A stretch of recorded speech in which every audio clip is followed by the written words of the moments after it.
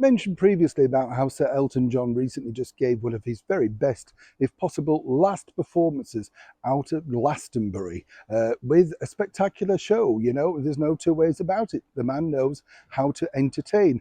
I don't know if you know this though, but he was very heavily influenced, he told me once, by the brilliant pianist and international superstar Liberace. And you can see that, can't you, in the early performances, the outlandish costumes, you know, dressing in the Dodger Stadium look, all that type of thing. Everybody knew that look.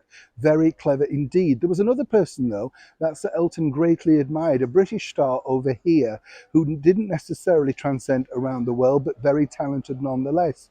A huge icon for many people, Mrs. Mills. She shot to fame playing sort of like pub piano, honky-tonk piano, to great success.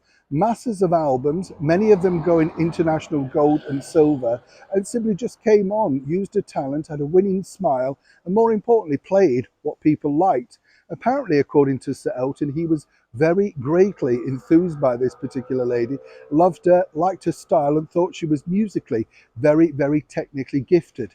The same could be said of you, Sir Elton. But what's interesting is, as you know, with the very final set, lots of people were muted as major guest stars coming on to, you know, pop up and perform, including the One Direction star Harry Styles. And then the hot ticket was Britney Spears, apparently making a very first comeback to appear live in over 5 years. As we know, Britney's had her own battles of late, detailed no doubt on her own Instagram and social media accounts. But there was one lady in particular that really people felt should have been sharing the stage with him. A lady that I've known for many years, a super talented lady who gave Sir Elton a big hit, possibly one of his biggest hits worldwide.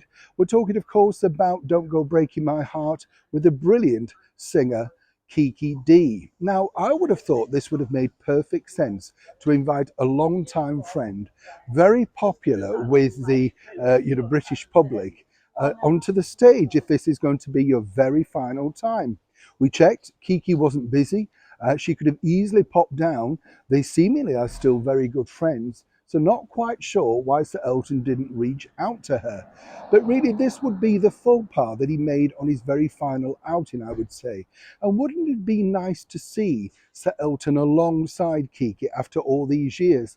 Let's not forget that Glastonbury this year has been jam-packed with the vintage, as it were. Candy Staton, 83, Cat Stevens, Debbie Harry, 77, and Sir Elton himself, a mere 76. Now, what I like about that is the fact that it really proves that the old timers, and I mean that in the nicest possible way, are truly the best. They're the ones filling the crowd.